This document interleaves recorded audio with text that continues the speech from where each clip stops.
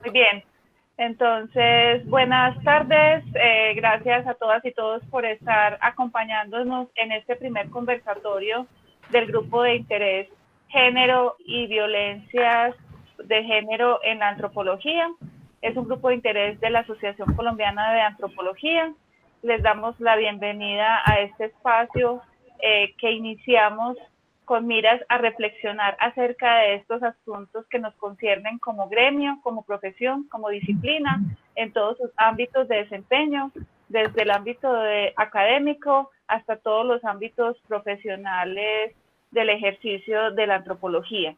Hoy estamos entonces en el primer conversatorio, como les decía, vamos a trabajar sobre el género y las relaciones de poder, acoso sexual y laboral en el ejercicio profesional antropológico, y contamos hoy con la presencia de 4 investigadoras profesionales, 3 de ellas del campo de la antropología y otra, Carolina, muy cercana a nuestra profesión. Entonces, en un minuto nos vamos a estar presentando todas y queremos saber si todo está funcionando muy bien en Facebook. Esperamos que nos estén acompañando por allí. En caso tal de que no nos puedan ver en la totalidad de nuestro conversatorio, luego va a estar disponible este material en el canal de YouTube de la asociación, así como en la página de la asociación. Recuerden, mañana es nuestra asamblea de la Asociación Colombiana de Antropología, la asamblea ordinaria. Ahora más adelante vamos a dar más información. Aprovecha hoy para afiliarte. La afiliación es por 2 años y puedes participar de todas las actividades que hacemos, pero sobre todo puedes contribuir a que nuestro campo disciplinar y campo profesional se fortalezca, tengamos rutas de trabajo, códigos de ética, reflexiones colectivas acerca de nuestro gremio y acerca de nuestro ejercicio profesional. Entonces voy a comenzar a presentar a nuestras invitadas. Hemos pactado que cada una de ellas se presente porque nos gusta conocer desde qué lugar estamos participando de estos espacios, cuáles son las experiencias que nos llevan a hablar de estos asuntos, por qué nos interesan y cuál es nuestra intención y el espíritu de nuestra participación en conversatorios como este. Entonces, voy a dar la palabra en este momento a la profesora Marta Zambrano para que nos cuente ella quién es y desde dónde entonces, desde qué experiencia nos está compartiendo hoy sus reflexiones. Adelante, Marta.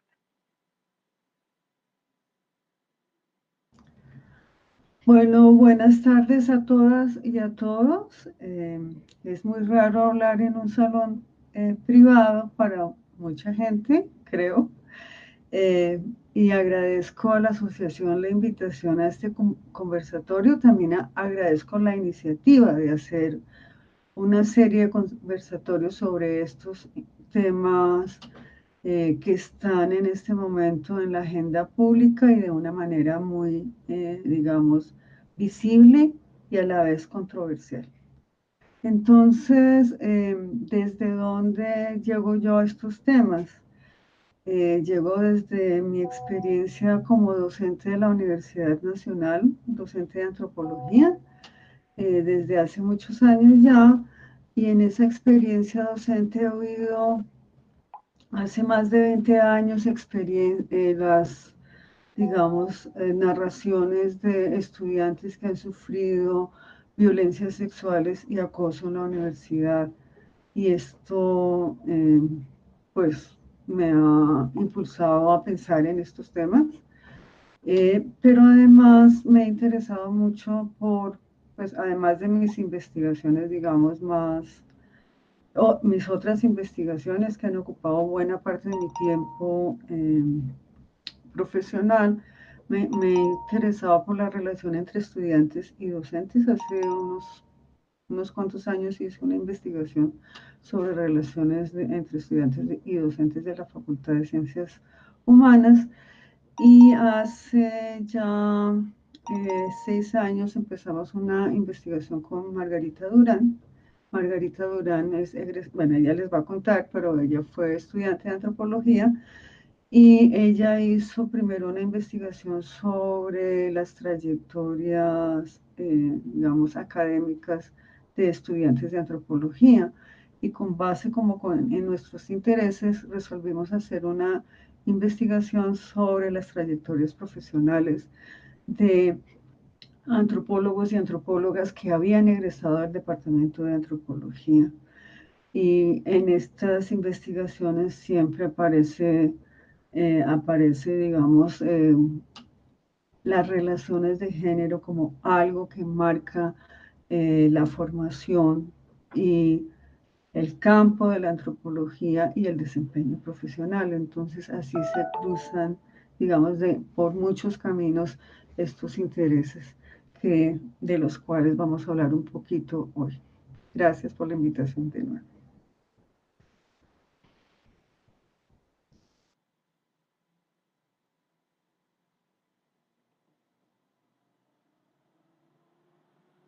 Disculpen, casi no encuentro el micrófono.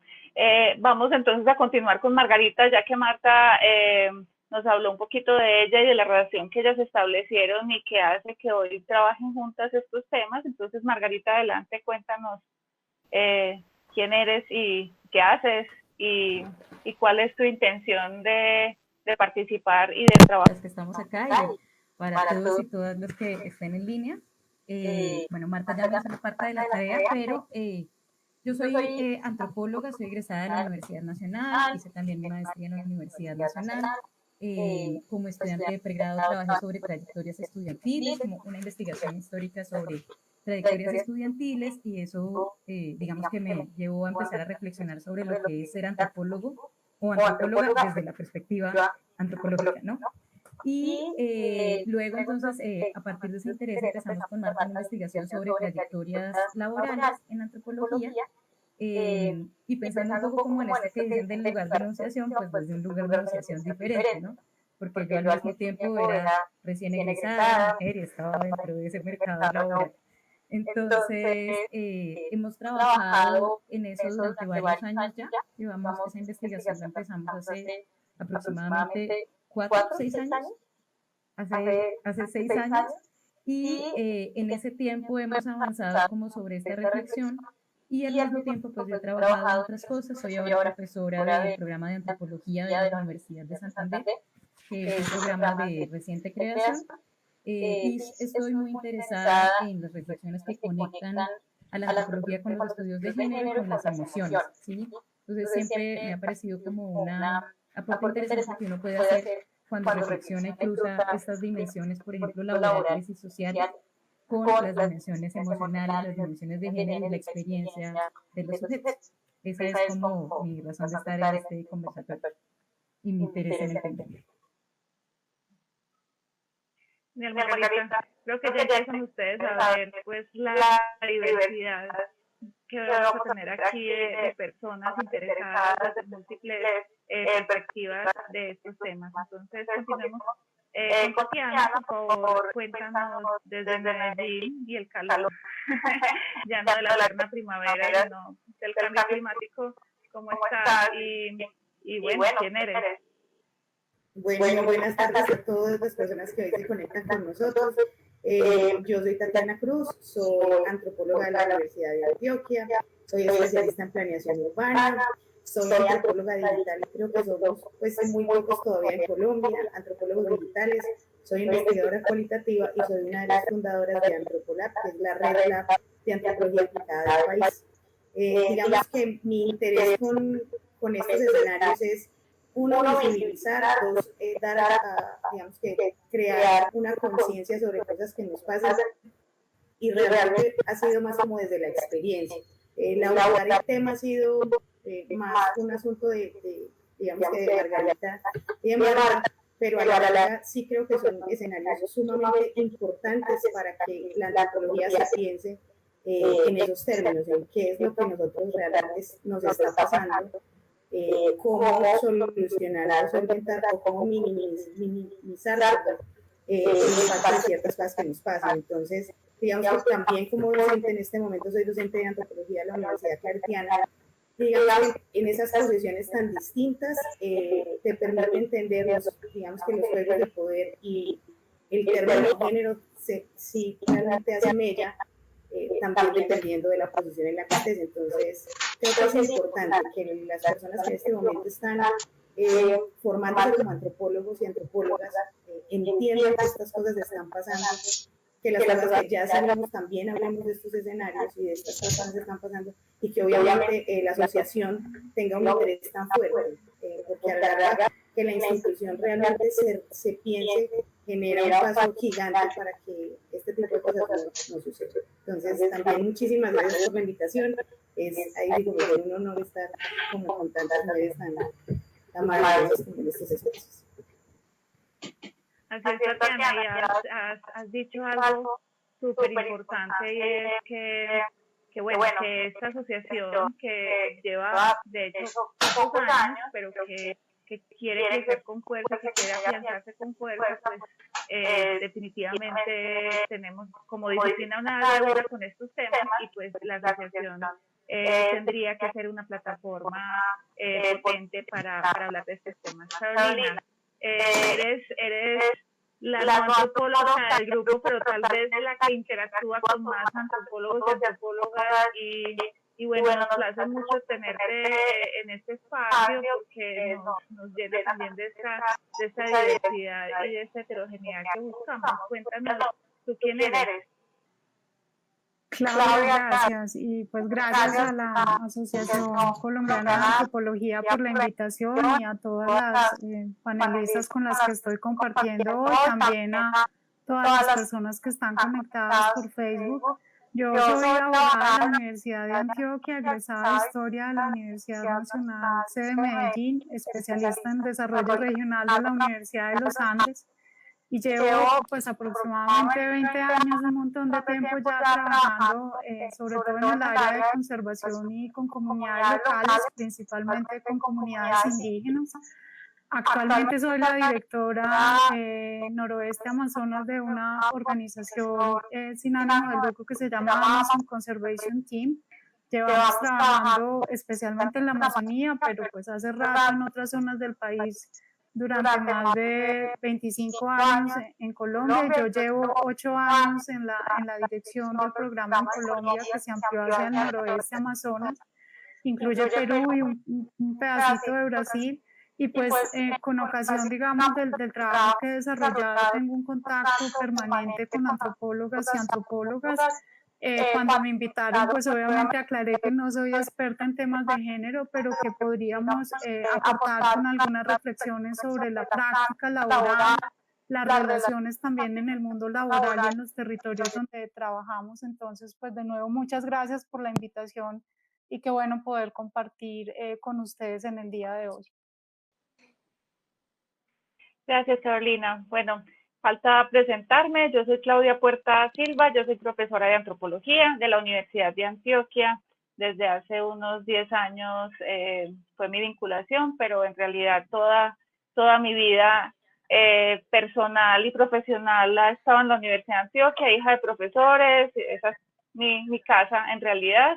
Y pues soy muy contenta de participar de este espacio. En el departamento estamos reconociendo la problemática, el fenómeno, lo sabemos. Sabemos que los espacios universitarios tendrían que ser espacios seguros, y queremos trabajar para ello, puesto que no lo son. Y por eso entonces el interés desde la Asociación Colombiana de Antropología, pues en este momento hago parte de la Junta, poder trabajar con este grupo de interés. Entonces les recuerdo, Grupo de Interés Antropología, Género y Violencias de Género, para que se sumen a esta iniciativa y sumemos muchísimas voces y muchísimas cabezas pensantes sobre este tema, de modo que podamos incidir rápidamente en que se transformen las prácticas que manifiestan relaciones de poder, y específicamente violencias basadas en género y otras violencias. Entonces, eso hace parte de nuestra intención con este conversatorio: evidenciar, visibilizar, comprender todas estas prácticas, y por ello entonces nada mejor que Marta y Margarita nos cuenten de esa investigación que realizaron y que nos cuenten por qué se justificaba una investigación de esas. Ya ellas nos han hablado desde dónde empezaron y cuáles habían sido sus preocupaciones y sus intereses, su recorrido, pero qué justifica entonces que desde la antropología hagamos trabajos antropológicos para pensar esas relaciones de poder y los asuntos que esas relaciones se manifiestan, como el acoso sexual y el acoso laboral en ámbitos profesionales. Entonces, adelante, Marta, Margarita, quien quiera comenzar a contarnos por qué se justifica un estudio de eso y qué decía y qué encontraron en el estudio, por supuesto.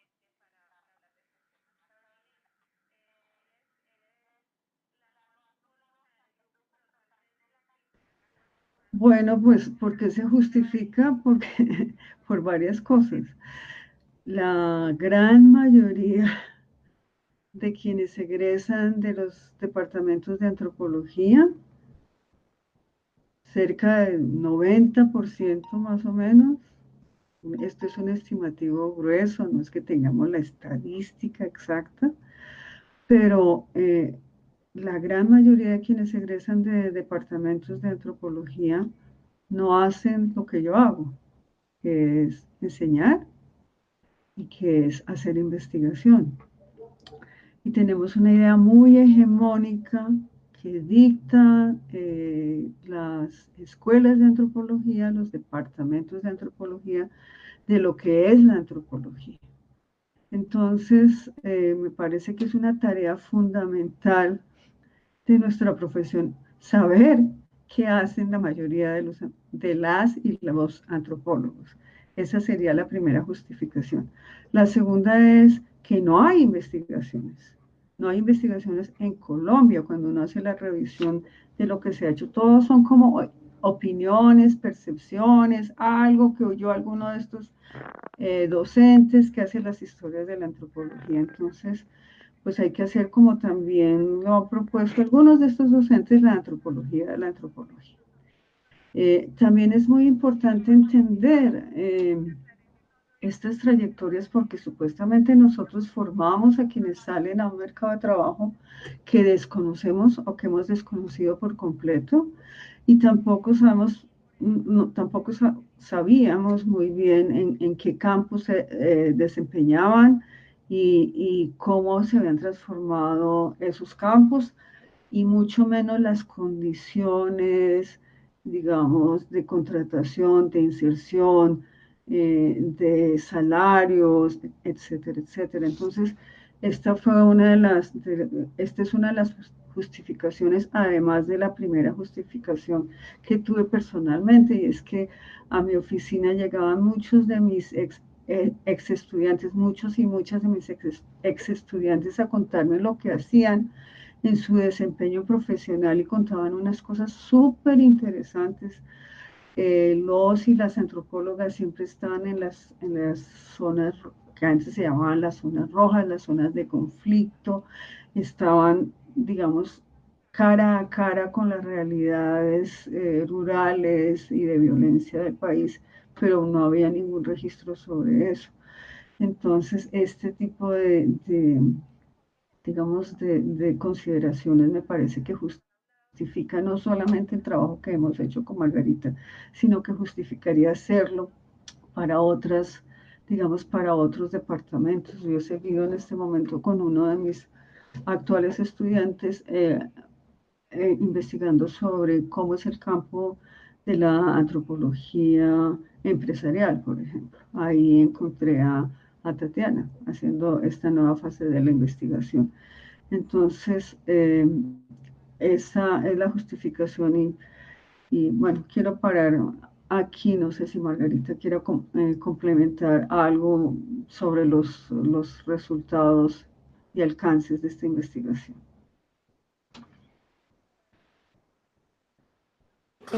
Gracias. Pues yo solamente quisiera como añadir. Realmente nos hace falta entender ese contexto, digamos que en términos de digitalización, de información, de la relación de nosotros mismos con el asunto digital. Y empecé a formarme en este país, no hay cómo hacer como una investigación, una especialización, entonces tienes que buscarte otra gente, buscarte en otros países. Y lo empecé a hacer. El antropólogo digital, digamos, tiene como dos grandes cosas que hacer. Uno es hacer ejercicios etnográficos, ¿cierto? Que es todo el ejercicio de entender la red, cómo funciona y cómo nosotros ahí jugamos, ¿cierto? ¿Qué es lo que el ser humano pone ahí y qué no pone? ¿Cuáles son esos códigos que también son simbólicos ahí? Entonces hay un ejercicio completo de las redes sociales, pero también del ejercicio de la interacción entre nosotros y de inteligencia artificial, nosotros y los robots, la máquina versus la máquina y la máquina versus el ser humano. Entonces eso es como un ejercicio. El otro es investigativo y es, por ejemplo, transformar herramientas que nosotros hemos traído tradicionalmente como la etnografía. Hoy en día se hace etnografía digital y digamos que todavía es un campo que no es muy conocido, pero que tiene muchísimo peso y al mismo tiempo da muchas ventajas. Tiene, como todas las herramientas, tiene una profundidad y es para objetivos específicos. Entonces, digamos, ha sido todo un camino de descubrimiento, también de ensayo y error, también de arriesgarse, ¿cierto? Y en esa medida, cuando Marta me hizo la invitación de participar en su ejercicio investigativo de los campos diversos que tiene la antropología hoy en día, digamos que en diferentes empresas, en diferentes campos, me hizo una pregunta que a mí me quedó sonando. Me preguntó, bueno, ¿y las personas como tú que están en escenarios no convencionales están organizados en alguna parte, tienen como un lugar? Y a mí eso me quedó sonando. Y afortunadamente, digamos que no por casualidad, sino por causalidad, en la vida me encontré con dos personas maravillosas, dos antropólogos que también están haciendo otras cosas, que son Darío Reina, que hace investigación e innovación en Brasil, y Diana, que es una mujer que hace investigación y diseño, que también es una cosa impresionante, es una mujer brillante, y terminamos diciendo los tres, nosotros los que hacemos investigación, los que hacemos antropología no convencional, tenemos, o sea, nuestro lugar es que no tenemos un lugar y hay que dar. Entonces terminamos haciendo la red de antropología aplicada del país, donde todos esos escenarios como la antropología y la música, esos matrimonios no convencionales funcionan ahí. Entonces, digamos que nosotros no llevamos unas banderas pues de somos los que vamos a cambiar toda la antropología, no, pero creo que sí abrimos el escenario para que todos aquellos que estamos haciendo otra cosa que no es la antropología tradicional, también podamos poner eso al servicio pues de la antropología como área del saber, que también podamos visibilizar esas otras cosas en las que nos hemos movido y que nos hemos dado cuenta que la antropología tiene dónde jugar ahí al servicio de lo que sea, ya sea de una comunidad, ya sea de políticas públicas, ya sea de innovar para hospitales. Hay muchísimas cosas que la antropología puede hacer. De hecho, nosotros siempre hemos sido convencidos de que absolutamente en todas las áreas de la vida cotidiana del ser humano debería la antropología estar ahí, porque tiene, digamos que la responsabilidad, pero también tiene la dicha de ser el área que tiene la capacidad de ver como al ser humano y todo lo que embarga decisiones, no decisiones, afectos, no afectos, miedos, traumas, todo. Digamos que ahí hay un asidero súper bueno para la antropología. Entonces, digamos que ser antropólogo digital en este país es todo un reto. Y ser antropólogo digital en este país y ser mujer aparte genera muchos más retos. Ser antropólogo en este país, mujer, y aparte tener, entre comillas, un poder, cuando, por ejemplo, como en mi caso, también eres docente, eso también genera unas dinámicas que hay que decirlos, son un poco violentadoras, con los ejemplos. Entonces, digamos que en cada uno de los aspectos de la vida que en este momento tengo yo como antropóloga, entonces, investigadora educativa, docente, aparte pues como antropóloga digital, que es lo que más hago, y para eso llevar las riendas con digamos, con mis compañeros de antropología es una cosa compleja. Creo que la antropología todavía tiene mucho que dar, que hacer y que proponer. Creo que nosotros hoy en día lo que queremos hacer es eso, hacer tránsito de conocimiento y proponer formas en que la antropología pueda llegar a todas partes. Pero es un reto, y es un reto muy fuerte, y vuelvo y digo, ser todo eso y ser mujer en este país es un reto mucho más grande. Genera, nos guste o no, como unas dinámicas que yo son importantes de traerlas. Entonces, es eso el panorama. Ya empiezas tú a introducir algunos elementos que nos empiezan a adentrar en el tema central de nuestro conversatorio, pues que son las violencias basadas en género en los ámbitos laborales. Mencionabas, insistías en ser mujer, pues además ser parte de una profesión que tal vez no es muy conocida, pero que se enfrenta a muchos campos de interacción con muchas personas, y mencionaste en los diferentes trabajos ya relaciones que pueden ser leídas, relaciones tensionantes, sea porque tú estás en una posición de subordinación o sea porque tienes otras personas con las que te relacionan que están en posición de subordinación. Vamos a escuchar a Carolina en este momento, que nos va a contar qué es en esa ONG, en el ámbito de las ONG en el que ella ya lleva varios años. Específicamente pues es como lo decíamos en alguno de nuestros encuentros preparatorios, como el trabajo soñado por el egresado, la egresada de antropología, y es pues una ONG que trabaja sobre conservación con comunidades locales, con poblaciones indígenas, específicamente en el Amazonas. Esos ámbitos laborales soñados, Carolina, en realidad pues se configuran como campos tensionantes y como campos también con muchísimos retos que enfrentan a los y a las profesionales en antropología, con relaciones de poder y con situaciones que pueden configurarse en situaciones violentas. Cuéntanos un poco, pues, cómo es esa expectativa con la que llegan tus coequiteros a la ONG y pues, qué tipo de asuntos puedes tú identificar de este campo laboral que se empiezan tal vez a configurar en relaciones de poder y muchas veces en relaciones que pueden manifestarse en diferentes violencias. Adelante. Gracias, Claudia. Pues yo quisiera como introducir un poco la reflexión sobre, pues, como el ejercicio profesional al que se ve enfrentado un joven antropóloga o una joven antropóloga. Yo creo que hay una aspiración en algunos casos o un ideal de trabajar en organizaciones de este tipo, lo que significa poder ir a campo, poder interactuar con comunidades indígenas, pues que por sus particularidades hay un interés desde la antropología social y hay, como tú lo referías, una idealización interesante. La práctica laboral en sí misma genera relaciones de tensión al interior de cualquier organización, pero también en los territorios. Pues nosotros desde la organización, pues hablo como desde la experiencia específica, digamos que somos muy abiertos a que no tenemos como una prevalencia en que el género defina si se contrata o no a una persona, pero en algunos casos, sobre todo en la interacción con las comunidades, pues nos hemos visto limitados o tensionados si X tema lo puede manejar directamente una mujer por algunos temas que hacen parte de la cosmovisión de algunas comunidades indígenas, cosas tan sencillas como lo que significa que yo tenga el periodo y entre a interactuar en una actividad con comunidades o cosas de este tipo, o por ejemplo cuando se trabaja con mujeres indígenas, entonces te surge la pregunta de, pues, ¿puede funcionar mejor un hombre o una mujer? Uno se sentiría más cómodo con una mujer y hay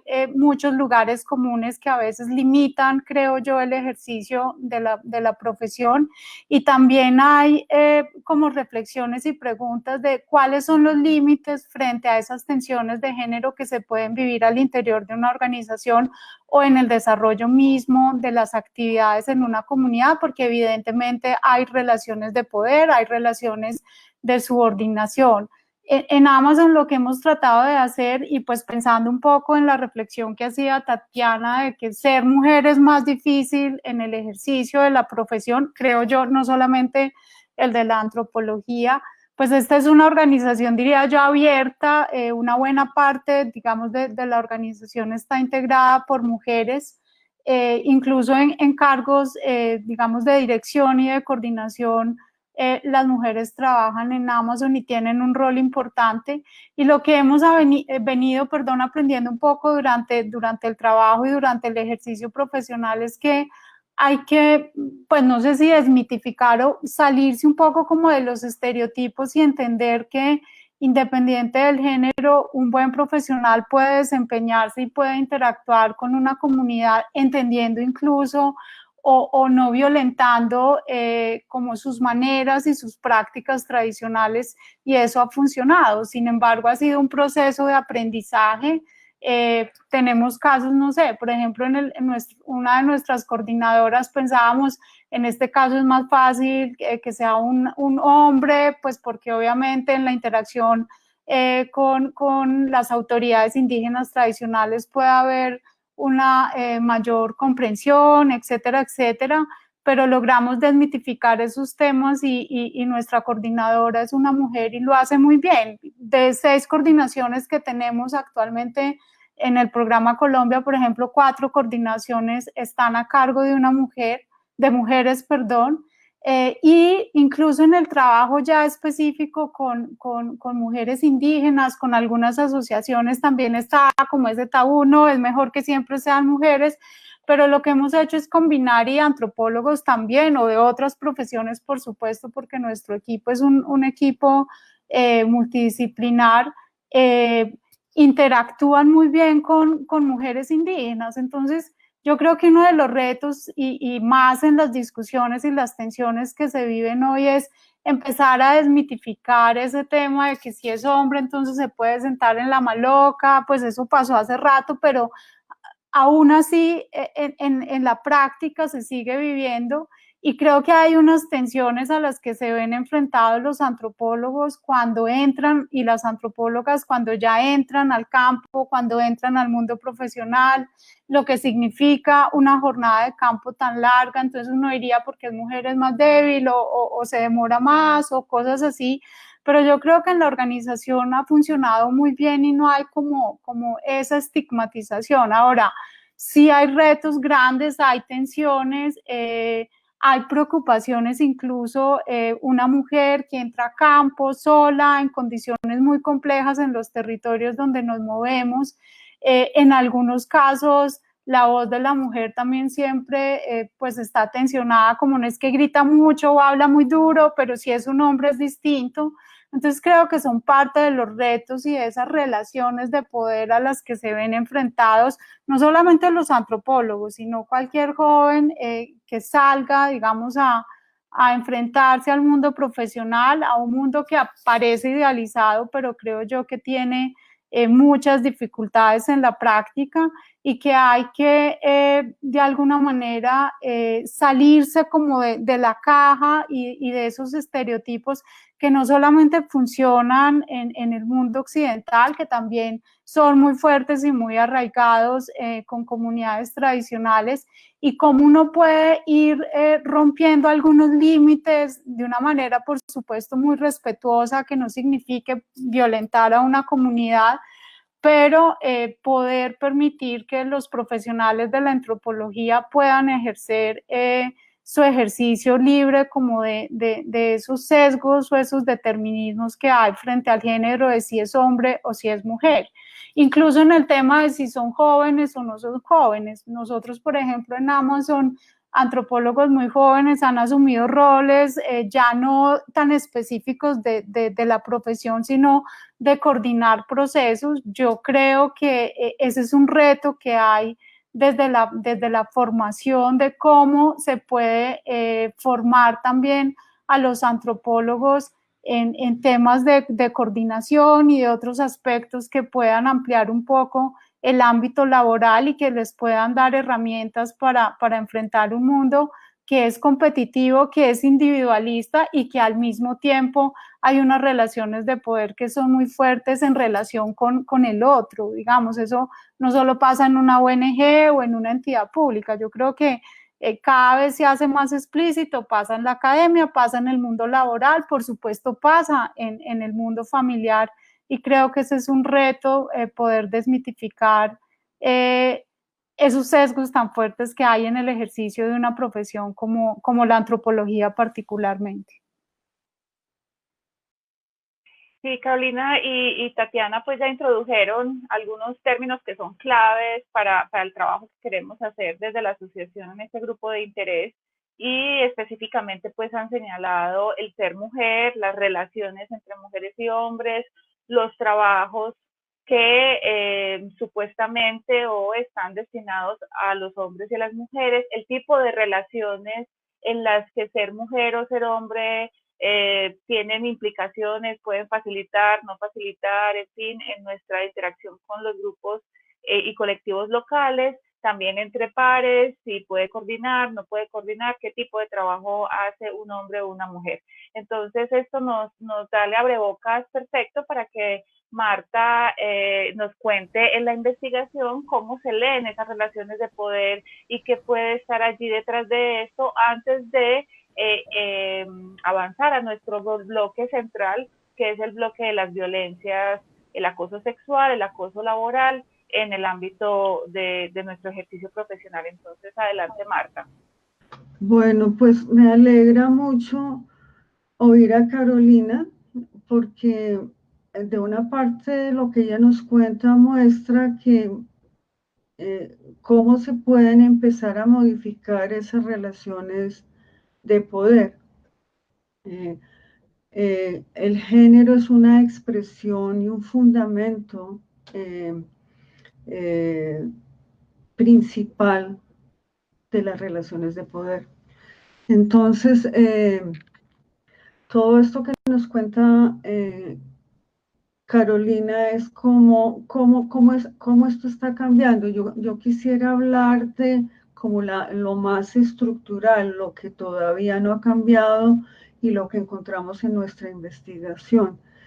Y quisiera empezar por decir que las relaciones de género atraviesan a toda la disciplina. No es solamente la posición de las mujeres, la posición subordinada muchas veces, desvalorizada de su trabajo, sino que atraviesa a toda la disciplina, tanto en su formación como en su desempeño académico y profesional. Y un buen punto de arranque para entender esto es que también la antropología como disciplina es una disciplina generizada y generizada en general como femenina, que tiene una relación de, digamos, subordinación con otras disciplinas que se entienden como duras. La antropología en el concierto de las ciencias sociales, pero de las ciencias básicas, es una disciplina que se considera una disciplina blanda, femenina, interpretativa. Entonces, arrancando por ahí, y que se opone a esas disciplinas, digamos, que está subordinada, pero que también se opone a esas disciplinas duras de la verdad, de las leyes, de lo cuantitativo, y esto se expresa en muchos planos y voy a decir solamente uno. En todos estos debates sobre cómo en la producción académica se privilegian los modelos de las ciencias básicas y duras.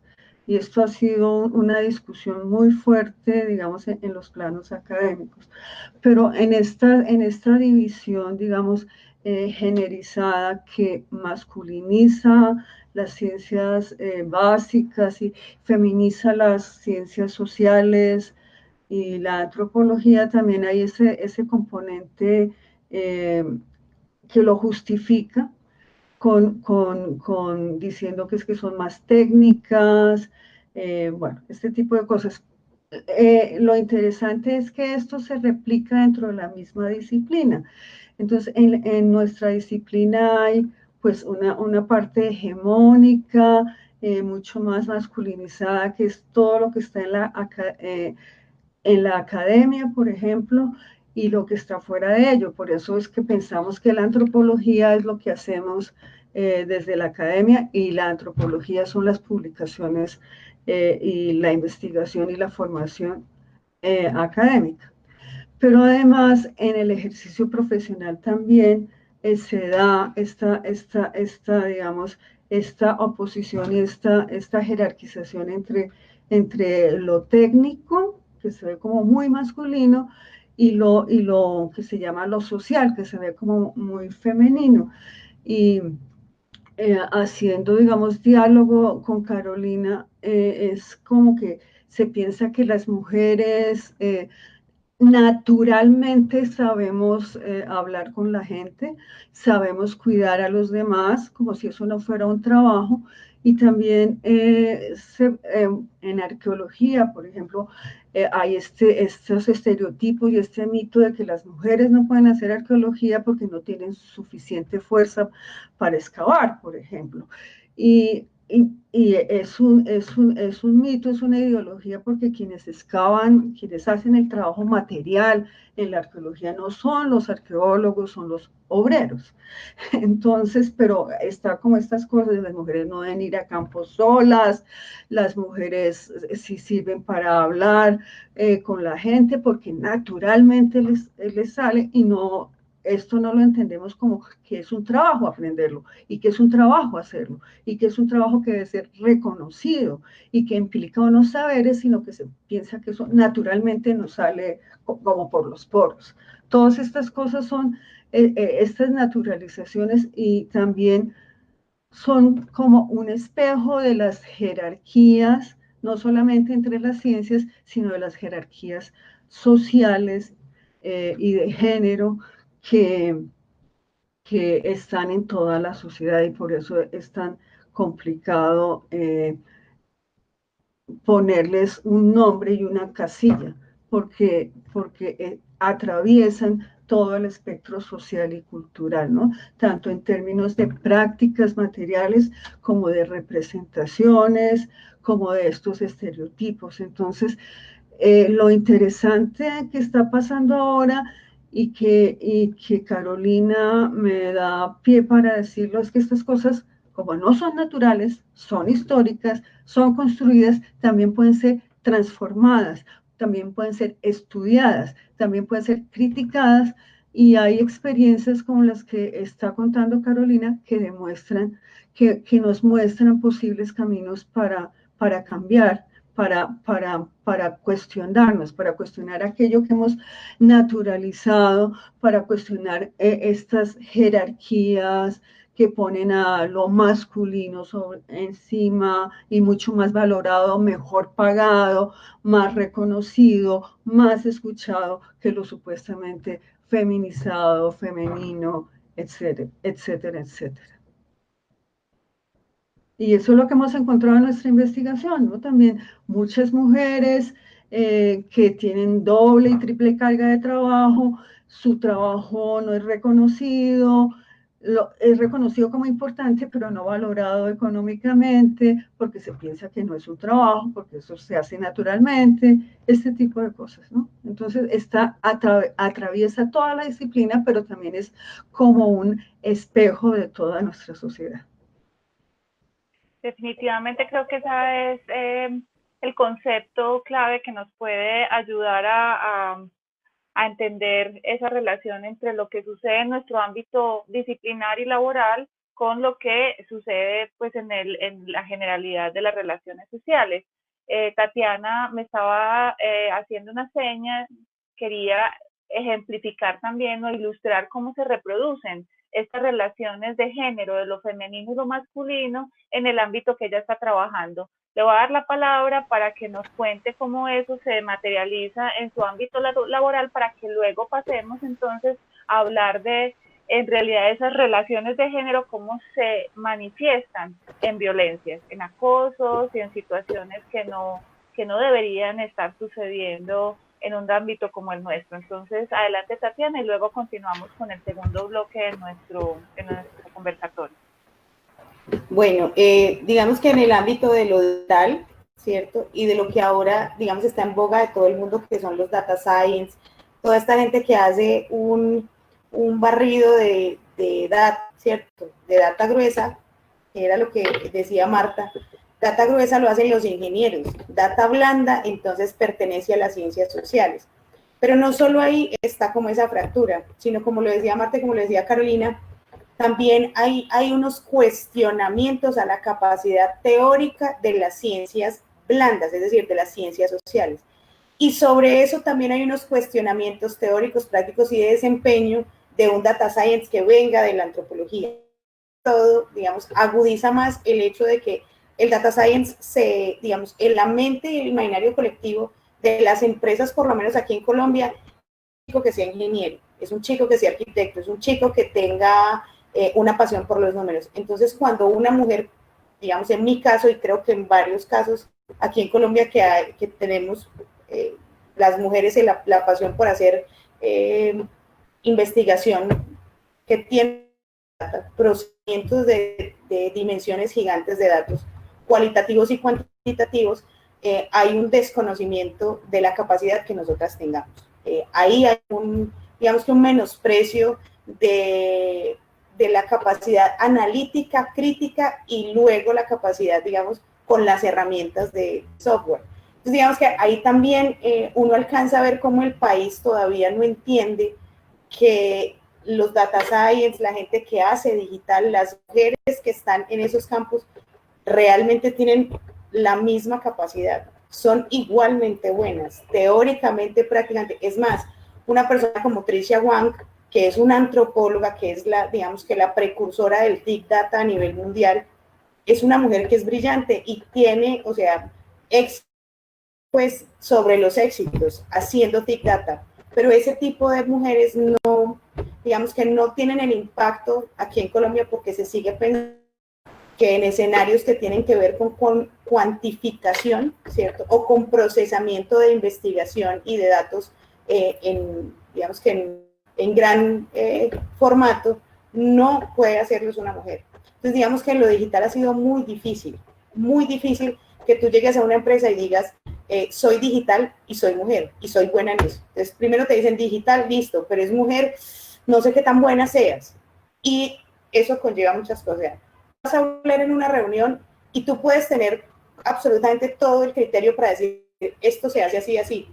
Y hay un momento en que se duda, pero si lo dices, entonces se toma porque sí, usualmente muchas veces nosotras ejercemos digamos que ese ponerlo en un hombre. Entonces, ven y decir tal cosa que esto hay que decirlo. Entonces, lo dice un chico, ah, sí, tenés toda la razón. Lo dice uno y dice, vamos a darlo. Entonces, creo que ahí también hay unos escenarios en la vida laboral que también están supremamente masculinizados.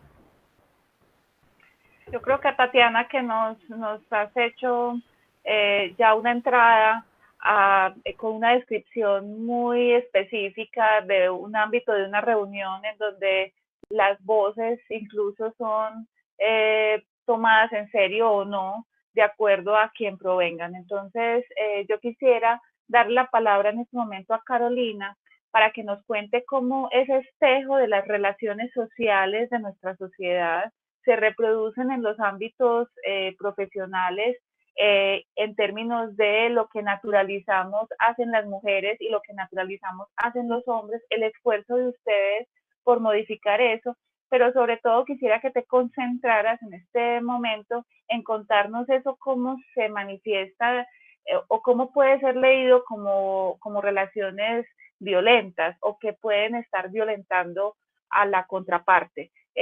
Quisiera saber, pues, si las relaciones de poder, las relaciones de género se reproducen en nuestros ámbitos laborales, pues esas relaciones que se evidencian, significan violencias, pues también entonces están presentes en nuestros ámbitos laborales. Si pudieras contarnos tanto al interior de los equipos, los esfuerzos que ustedes han hecho para que esas subordinaciones o esas relaciones de poder no desemboquen en violencias y cómo en la relación con las comunidades locales, con los grupos con los que se trabaja también pueden darse esas relaciones que significan violencias. Entonces, adelante Carolina, para comenzar este bloque sobre los acosos, las violencias que se dan en nuestros ámbitos laborales. Gracias. Gracias, Claudia. Pues yo quiero como retomar dos palabras que señalaba Marta en su intervención, el de naturalizar y yo voy a utilizar otra, y es, en general creo, y pues no sé si es en Colombia, pero al menos lo digo como por el ámbito donde me muevo, construir relaciones horizontales en lo laboral y en lo profesional es un gran reto, ¿sí? Es un gran reto porque primero está mediado por una relación de subordinación, y esa relación de subordinación pasa por en muchos casos la necesidad de un trabajo y cómo una persona puede de una manera más libre o menos libre verse limitada frente a percepciones que tenga en el desarrollo de su trabajo, y que puede significar que exprese disensos frente a eso. Entonces ahí ya hay un reto, digamos, no estoy hablando de una violencia expresamente, pero sí una atención a la que se ve enfrentado un profesional, una antropóloga o un antropólogo frente a la atención de la subordinación, ¿sí? Y cómo podemos construir relaciones horizontales distintas. Creo que hay un reto muy grande.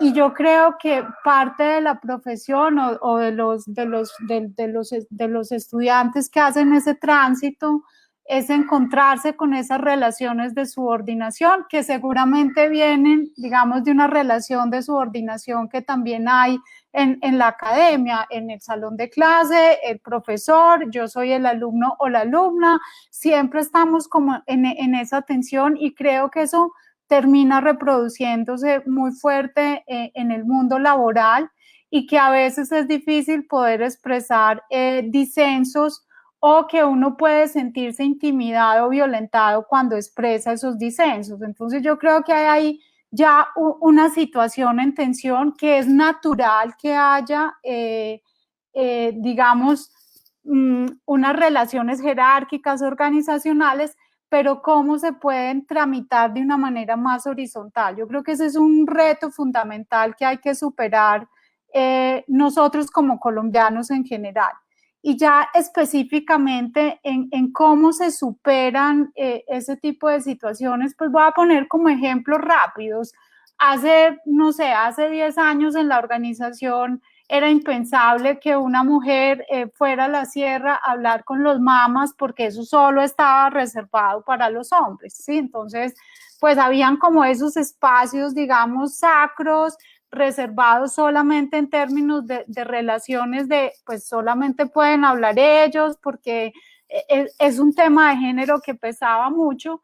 Y yo creo que en el tránsito incluso bonito que ha dado la organización es naturalizar que en una organización pueden trabajar hombres y mujeres, digamos, y más allá, obviamente el tema es mucho más amplio, y que independiente del género, tú puedes establecer unas relaciones respetuosas con ese otro con quien se habla. Entonces, no estoy refiriéndome a un caso específico de violencia, pero sí ya hay una atención de quién puede tener acceso o quién habla con una comunidad o una persona específica de la comunidad que tenga un poder.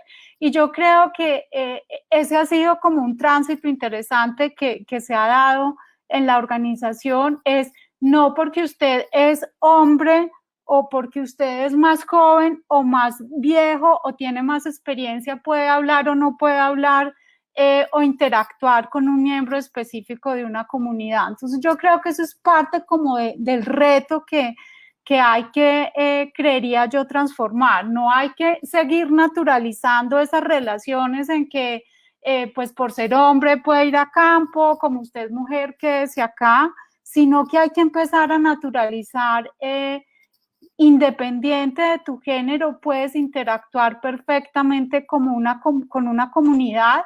Obviamente, y creo que ese es como uno de los temas a los que nos enfrentamos, es hay límites ya culturales que pues uno diría, y que es un tema de ONG muy fuerte, el tema de acción sin daño, de cómo podemos ser respetuosos también de esas relaciones de género al interior de una comunidad. Pongo el caso de una comunidad indígena. Pero yo creo que ese ejercicio, por ejemplo, en ACT se ha ido dando y funciona muy bien en la medida en que sea un ejercicio respetuoso, que se incorpore dentro de la cotidianidad y que se le quite ese tabú. Sí, yo creo que ese es parte como del reto que nosotros hemos ido enfrentando y de poder, insisto, construir relaciones más horizontales sin desconocer, por ejemplo, el rol que tiene un anciano tradicional en una comunidad y lo importante que es ese anciano tradicional en la comunidad. Eso no significa que si una joven antropóloga interactúa con él, yo lo estoy respetando o me estoy saltando jerarquías de poder o quién puede tener acceso a la interacción con el conocimiento. Entonces yo creo que ese es un ejercicio como bonito de cómo se pueden naturalizar unas relaciones más horizontales. Lo otro, y esa es una preocupación, al menos la tengo yo en mi rol de coordinadora, digamos, de un programa y responsable de un equipo que en promedio es joven, es ¿qué le puede pasar? Por ejemplo, ahí si el género, pues yo me siento, y lo digo con toda la honestidad, a veces uno se siente más tranquilo cuando van profesionales hombres que cuando va una mujer, ¿sí? Pero igual hemos construido protocolos para que eso no limite que una profesional mujer antropóloga o ingeniera topográfica, porque también las hay a propósito de las ciencias blandas y las ciencias duras que mencionaban, pueda ir a lugares que por sí son complejos, que siguen siendo zonas, digamos, de orden público muy complejas y garantizar que independiente de esas dificultades y de la realidad que tiene nuestro país, ese profesional o esa profesional pueda desarrollar, digamos, sus funciones, sus obligaciones. Entonces, yo creo que sí hay un reto grande desde las organizaciones o desde el mundo laboral de garantizar o generar unas condiciones habilitantes para que, independiente si eres hombre o mujer, independiente si eres mi ingeniero topográfico o la antropóloga de la organización, puedan desarrollar las actividades para las cuales fueron contratadas. Entonces, esa es un poco como la tensión que vivimos todo el tiempo en la organización. Por supuesto, hay casos de violencia, de tensiones, en algunos casos, pues al interior de los equipos o con las mismas comunidades, pues porque no podemos desconocer que las relaciones en Colombia siguen siendo unas relaciones donde hay un machismo muy dominante y que obviamente eso se ve expresado sobre todo pues en las zonas más alejadas, pero también acá en Bogotá. Yo creo que parte de este ejercicio es develar un poco unas tensiones que hay explícitas, que todos reconocemos, pero que a veces nos da miedo contarlas o expresarlas. Sí, Carolina, has mencionado muchos de los asuntos que también se nos pasa por la cabeza a nosotras como profesoras cuando nuestros estudiantes van a emprender sus propios trabajos de campo y creo que el tema de los protocolos es uno de los elementos que pueden avanzar hacia lo que Marta está llamando pues esas acciones transformadoras que nos pueden permitir ya no sé cómo decirlo, pero cambiar esas relaciones que aparentemente son naturales, que por supuesto ya vemos no lo son. Margarita, ¿tú quieres contarnos desde los trabajos que tú has hecho, desde ese interés por las emociones, cómo has leído las violencias en nuestro ejercicio profesional? ¿Puedes ilustrarnos acerca de las diferentes formas que toman las violencias? Nosotros hemos llamado el conversatorio acoso sexual y acoso laboral, pero no sé si hay otras o son estas y cómo las has avanzado tú, abordado tú. Gracias. Claudia, gracias. Me gustaría mucho recuperar algunos puntos de la intervención de Carolina para que pensemos en esto.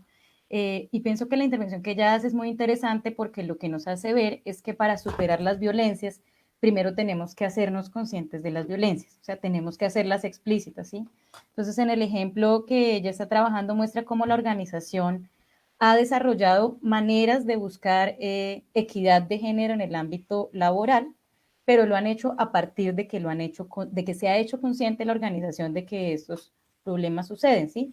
Lo que nosotros encontramos a lo largo de la investigación y lo que yo he visto también a través de mi propia experiencia es que no siempre estas relaciones son conscientes, ¿sí? O sea, no siempre estas relaciones tensas de género y estas jerarquías entre hombres y mujeres o estas segregaciones, por ejemplo, que se producen en el mercado laboral son conscientes, ¿sí? Muchas veces son inconscientes.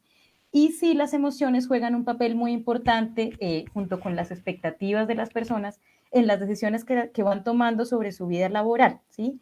Entonces, uno de los puntos interesantes que encontramos con Marta durante la investigación y que resuena con lo que dijo Carolina sobre los campos soñados de los egresados, es que en general encontramos que hay una idea de que hay campos que son buenos, por decirlo de alguna manera, ¿sí? Y no, esto no son palabras nuestras, sino palabras de las personas con que hablamos.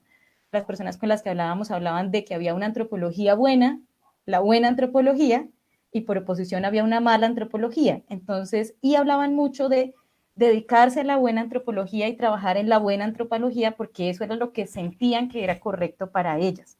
¿Sí? O sea, la persona era, las expresiones eran, esto es lo que yo siento que es correcto para mí, ¿sí?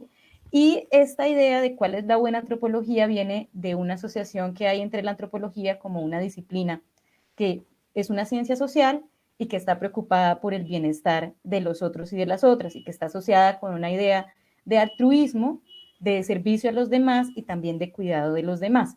Entonces, eso se traduce a unas valoraciones morales y a unas reacciones emocionales que impulsan a las personas a escoger unos trabajos y a no escoger otros, ¿sí?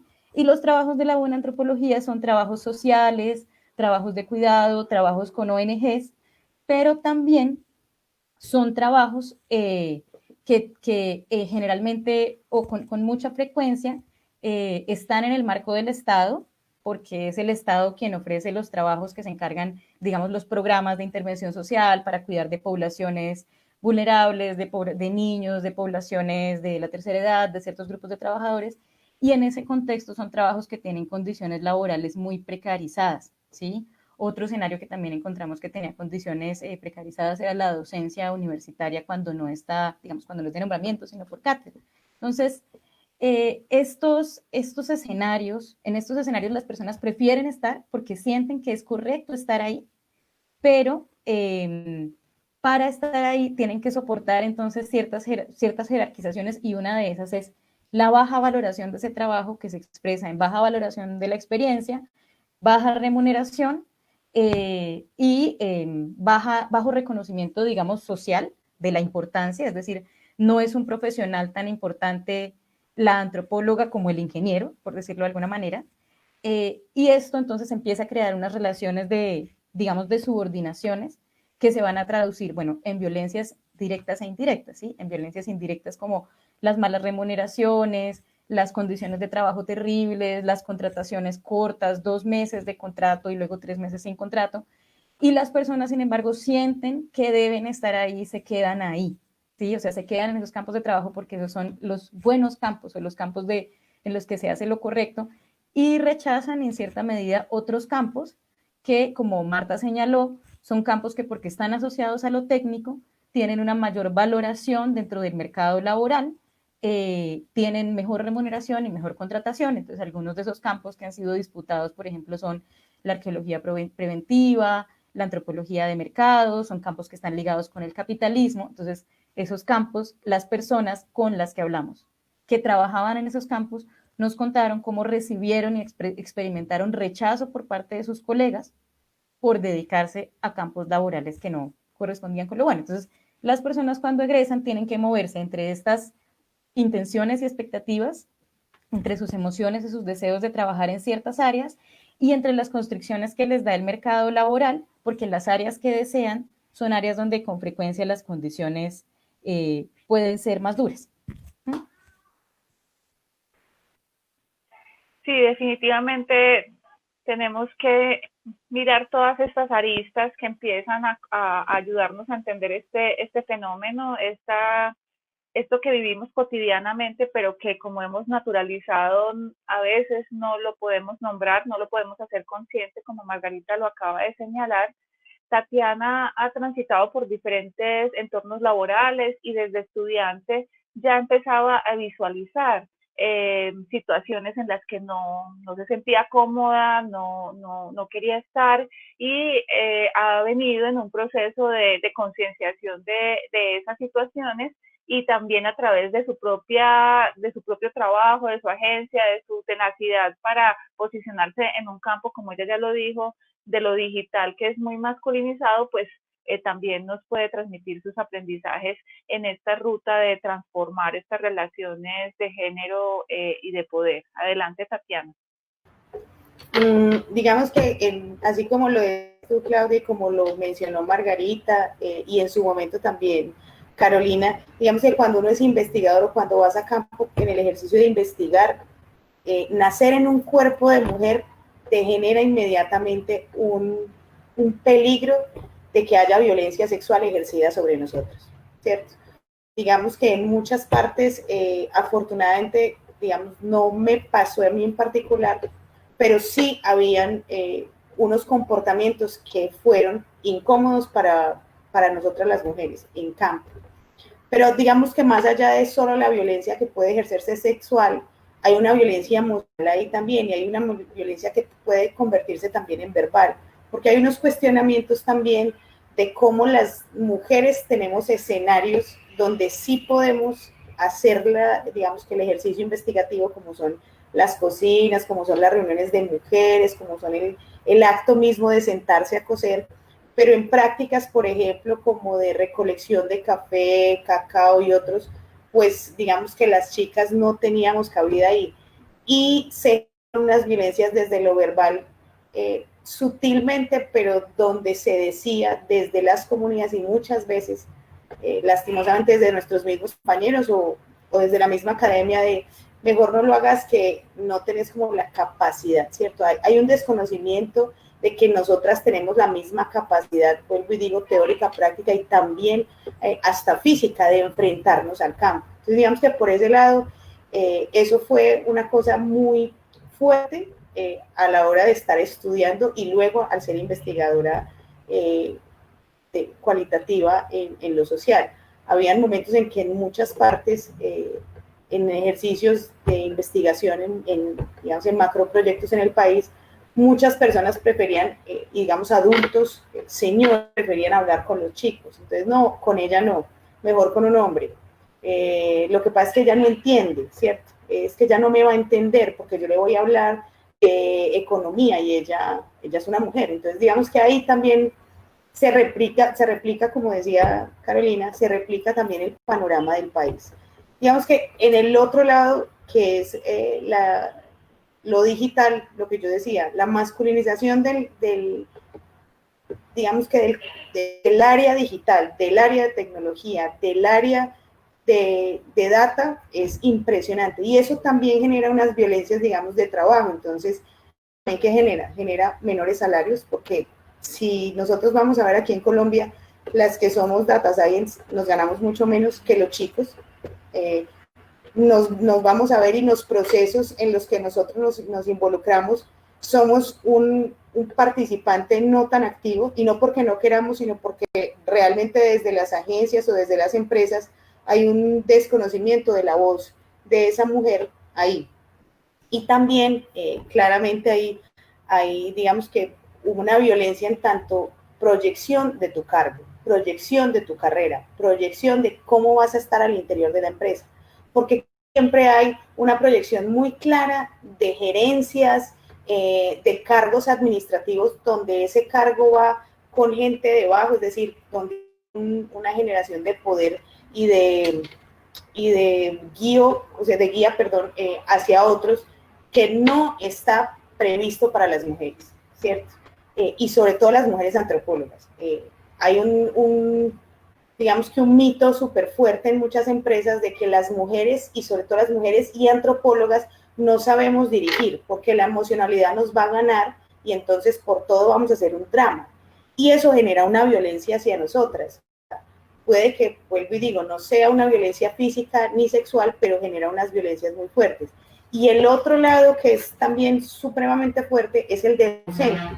O sea, ser docente en muchos escenarios también genera esos, digamos que esas fricciones de poder, porque muchas veces cuando nos toca a nosotros los que somos docentes guiar unos estudiantes, también hay un rechazo a ese, digamos, a esa guía de ser una mujer. O sea, yo cómo voy a dejar que una mujer direccione mi proceso educativo, cómo voy a dejar que una mujer me diga que mi trabajo, que mi ensayo, que como estoy haciendo las cosas no está bien. Y hay un rechazo a pesar de que nosotros somos personas pues que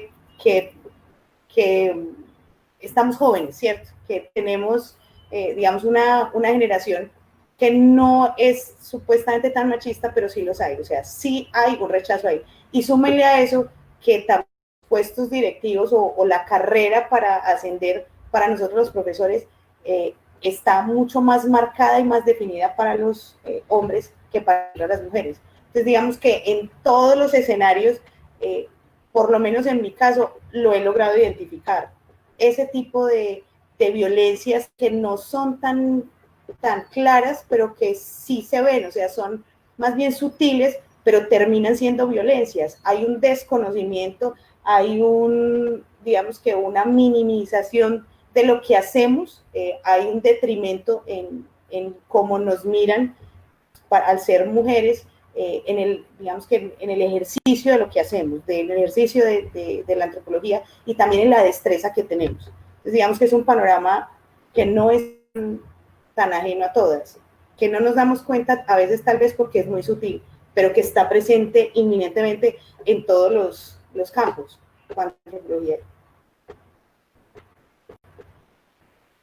Sí, definitivamente estamos en una época en la que estamos evidenciando o somos mucho más conscientes de las circunstancias que nos llevan a comportarnos de cierta manera y sobre todo de esto que puede implicar para una relación de coexistencia, de convivencia en diferentes ámbitos, no solamente desde los familiares, sino hasta los profesionales y por supuesto entre los profesionales a los académicos. Yo quisiera que Marta nos hablara desde la investigación cómo se evidenciaron, qué características tienen, cómo podemos avanzar hacia una lectura antropológica de las violencias de género y el acoso. Marta, adelante.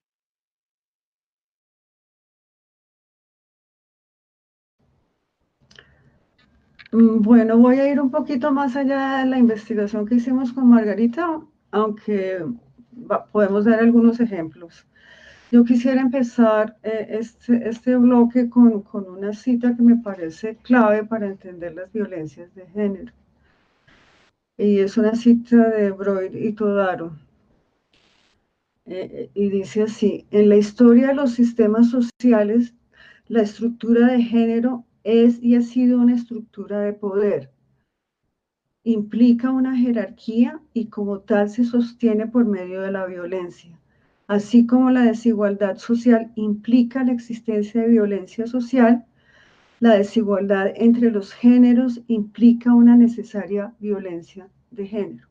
Me parece muy importante tener esto como en claro, porque es algo que nos da muchas pistas para leer todos este tipo de violencias de los cuales hemos estado hablando.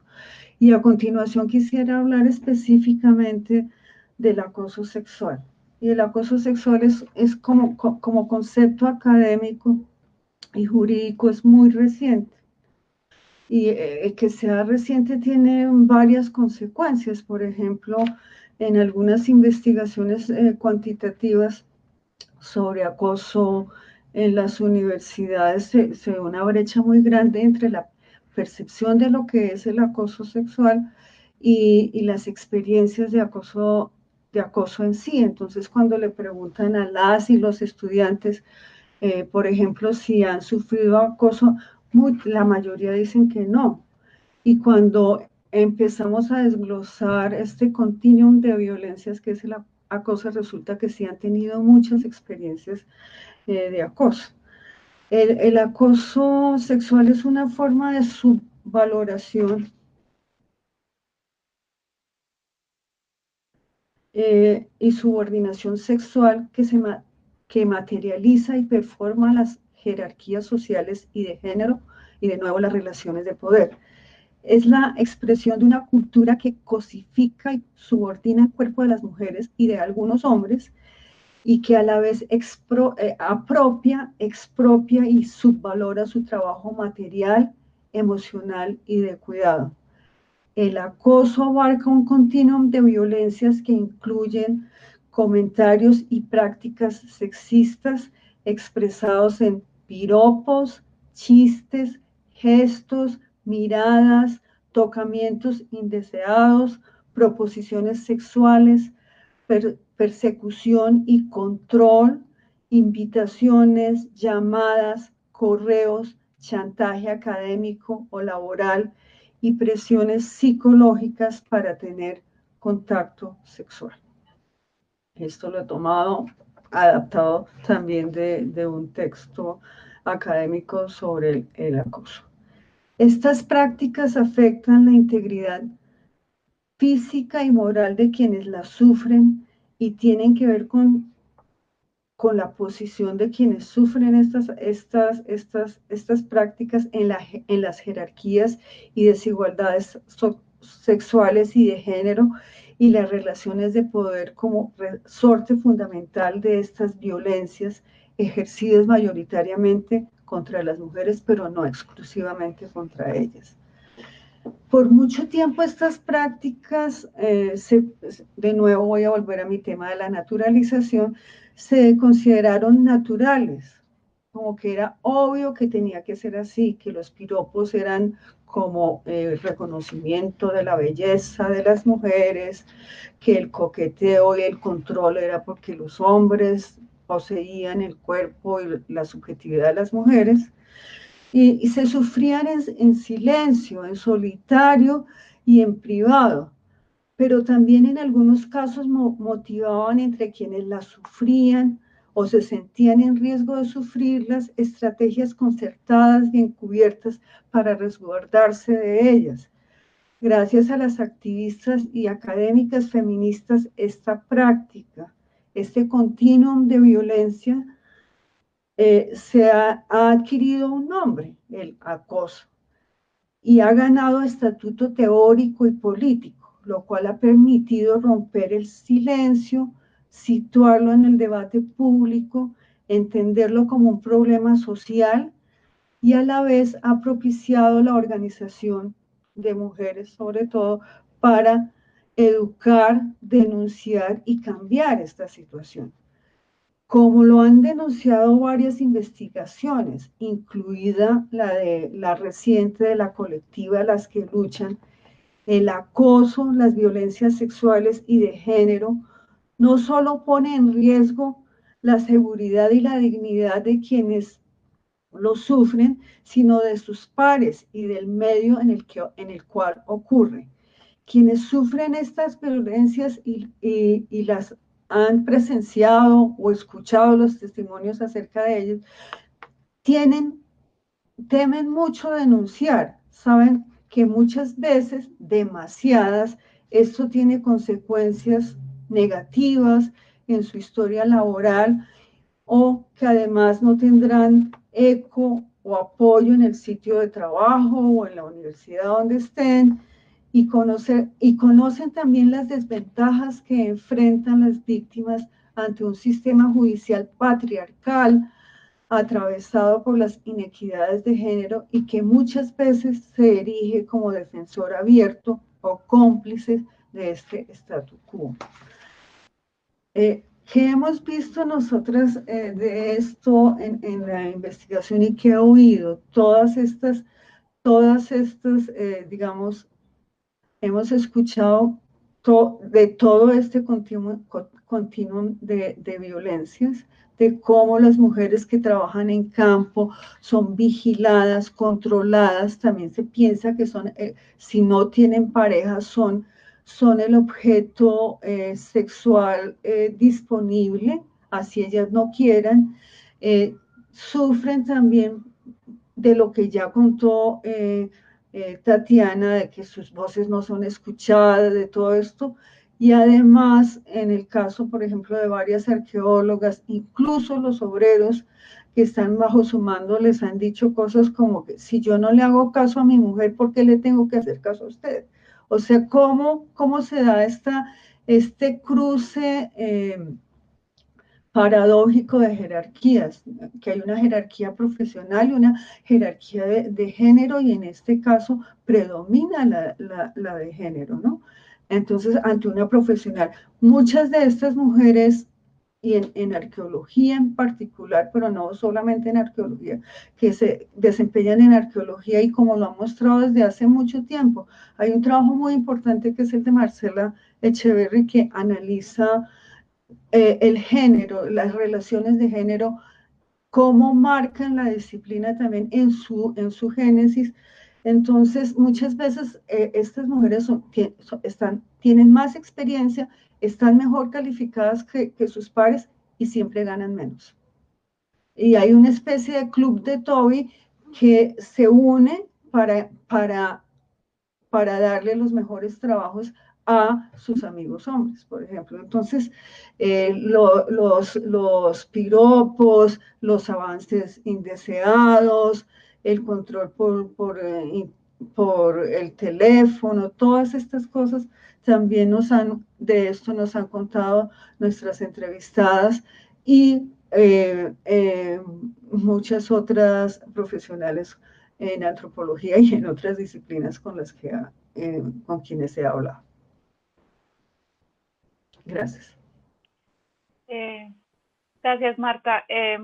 Bueno, ya estamos entrando en la recta final de este conversatorio. Creo que ha sido un abrebocas supremamente inspirador y también motivante para seguir el trabajo con el que estamos en deuda, y que ya Marta, Margarita han empezado con sus múltiples investigaciones, y tantas otras personas que han escrito sobre estos temas, y que ya empieza a haber un conglomerado de conocimiento y de reflexiones en torno a todas estas prácticas de las relaciones de poder que estamos reproduciendo en nuestros ámbitos laborales, pero que posiblemente también provienen y se reproducen en los ámbitos formativos, asunto que será objeto de nuestro segundo conversatorio hacia el final de octubre, más o menos por estas mismas fechas. Les estaremos anunciando en los sitios web de la Asociación Colombiana y también en sus redes sociales, Docentes, Estudiantes y Violencia de Género, en donde tendremos también invitadas y tendremos esta misma modalidad de conversatorio. Esperamos que podamos mejorar los asuntos técnicos para que no tengamos problemas al inicio. Ya nuestros compañeros y compañeras están acopiando comentarios o preguntas que ustedes quieran hacer a través del Facebook, y nos las van a comunicar. En este momento, entonces, yo quiero que Margarita nos cuente cómo teóricamente, o tal vez una representación sobre que nos ayude a sintetizar todo esto antes de pensar un poco y dejar algunas pistas sobre cómo el ámbito formativo ha tenido alguna incidencia o ha tenido una incidencia en lo que se reproduce como relaciones de poder de género, y sobre todo las violencias asociadas al género. Entonces, Margarita, adelante. Gracias, Claudia. Estoy proyectando una gráfica. ¿Me pueden confirmar si es visible para todos? Se ve. Ok, perfecto. Voy a ampliarla. Dame un segundo. Esta gráfica es una gráfica que hicimos con la idea, digamos, de esquematizar estos temas de los que acabamos de hablar. Entonces, si ustedes miran a los lados, tenemos enunciadas algunas violencias, como las violencias que hemos mencionado: el acoso sexual, la desobediencia de los hombres subordinados, el menor pago a pesar de que las mujeres tengan mayor formación y experiencia, la desconfianza de la capacidad, ¿sí? Otras violencias, por ejemplo, como que los hombres sean quienes están en las posiciones de jefes y directivos, que las mujeres tengan que trabajar en el trabajo y luego trabajar en la casa cuidando a sus hijos y a su pareja, o que se considere natural la capacidad de hablar con la gente, y que las mujeres trabajan es por sus habilidades naturales y no porque estudiaron una carrera para aprender a hacer eso. Lo que nosotras queremos hacer es proponer una mirada en la que veamos estas violencias como la manifestación de un problema y de una situación estructural, ¿sí? Y es la relación estructural que hay entre la configuración de la antropología como disciplina y como campo de trabajo que está marcado por el género, ¿sí? Que era algo de lo que ya hablábamos antes. Entonces, si lo pensamos así, en la parte superior de la gráfica, vamos a ver lo que sería lo masculino dentro del campo de la antropología, ¿sí? Esta gráfica, si alguien la recuerda, es como, está inspirada en el esquema que propone Pierre Bourdieu en la dominación masculina, para entender las relaciones entre sexo y género en la sociedad de la Cabilia. Entonces, de ahí nos inspiramos para hacer este esquema. Entonces, en la parte superior tenemos lo masculino, que serían empezando las ciencias duras, que están asociadas con los datos, la verdad, las medidas, lo exacto y el saber experto, y de las cuales creemos que derivan entonces las profesiones que están masculinizadas, como la biología, la ingeniería, la geología, que son profesiones con las que los profesionales antropólogos y las profesionales antropólogas interactúan. Y asociamos a estas profesiones masculinizadas, que son ejercidas a partir del saber técnico, que son dueñas de la verdad, que producen conocimiento exacto, saber experto, saber científico, y en esa medida entonces les asociamos unos valores, como la autoridad, ¿sí? La autoridad de decir y de saber, y a esto está atado entonces el poder, a esto está atado también la libertad y la autonomía del profesional, y mitos como el mito de la fuerza, ¿sí? En el caso de la antropología hablaríamos de la fuerza física, por ejemplo, cuando hablamos de trabajos de campo, ¿sí? Y está asociada a la idea de que lo que se realiza desde este ámbito de lo duro masculinizado está marcado por calidad, por estándares, por saber técnico, ¿sí? Lo que nosotros hemos encontrado es que históricamente las ramas y campos de ejercicio profesional de la antropología que son marcadas como masculinas van cambiando, ¿sí? Entonces, digamos que hace unos 20 años la antropología social estaba masculinizada y era considerado un campo de saber experto y tenía un estatus social importante. Esto ha bajado, como vemos en la gráfica, y en cambio la arqueología preventiva ha subido, ¿sí? Entonces la arqueología preventiva se ha configurado cada vez como un campo más masculinizado, ¿sí? Y entonces cuando el campo sube, como vemos al lado derecho de la gráfica, y se vuelve más un campo masculinizado, vemos más hombres en ese campo de trabajo, vemos más jerarquización, vemos que el ejercicio laboral se regula, es más difícil acceder, hay que calificarse más para ingresar, pero entonces también hay más reconocimiento de la experiencia y hay mejores condiciones de trabajo, ¿sí? Entonces, esto pasaría con lo masculino y lo masculinizado, y por el contrario, en el ámbito de lo femenino, que es la parte inferior de la gráfica, encontramos las ciencias blandas, que son en general las ciencias sociales o las que trabajan a partir de la interpretación, la creación, la descripción, las que aprenden a hacer comunicación y divulgación, que son ciencias que derivan en profesiones feminizadas, ¿sí? Como la docencia, la enfermería o el trabajo social. En general, estas profesiones feminizadas también han sido descritas por la teoría como las profesiones de cuidado, ¿sí? Y como las profesiones sociales, ¿sí? Y aquí se ocupan muchas de las personas que trabajan en antropología, que ejercen la antropología profesional y que además la ejercen, como yo había mencionado antes, desde la intención de ocupar ciertos campos que son campos altruistas o nobles de la antropología. Y a estas profesiones feminizadas entonces les asociamos unos valores, como el servicio a los demás, la subordinación. Hay entonces prácticas de control y de sospecha sobre estas personas que trabajan en estos campos, el mito de la fragilidad, ¿sí? Y la idea de que estos trabajos se desempeñan desde las emociones, desde capacidades naturales e intuitivas, ¿sí? Esto es lo que le sucedió a la antropología social y cultural en las últimas décadas, ¿sí? Entonces, la antropología social y cultural se ha ido acercando cada vez más a una profesión feminizada y de cuidado, a un trabajo feminizado y de cuidado, y lo que vemos entonces al mirar históricamente lo que pasa es que hay más mujeres en este campo, hay menos reconocimiento de la profesión, de la especificidad profesional y de la experiencia. Entonces, por ejemplo, el trabajo que hace una antropóloga también lo puede hacer una psicóloga, una historiadora, una socióloga, una trabajadora social. Y hay más precarización laboral, hay peores condiciones laborales, ¿sí? Pero además, entonces vemos que dentro de este campo se reproducen otras microviolencias y violencias que no son tan pequeñas, como que si hay más mujeres, si bien hay más mujeres en los campos sociales, los directivos casi siempre son hombres, ¿sí? que consideramos que lo que hacen las mujeres parte de una capacidad natural. Entonces, si vemos lo que pasa en las relaciones entre el género y la antropología, de esta manera, desde una perspectiva estructural, lo que podemos notar es que las violencias no son el problema, sino la expresión de un problema estructural que tiene que ver con la concepción misma que tenemos de la ciencia, la concepción misma que tenemos del trabajo profesional y los valores que le unimos al trabajo profesional. Porque es que las violencias se justifican a partir de los valores, por ejemplo, de poder y autoridad que asociamos a lo masculino y al saber experto, y los valores de servicio y subordinación que le asociamos entonces a los campos femeninos de cuidado de los otros, ¿sí? O sea, asociamos que eso naturalmente está subordinado. Ergo, es natural que las mujeres estén ahí.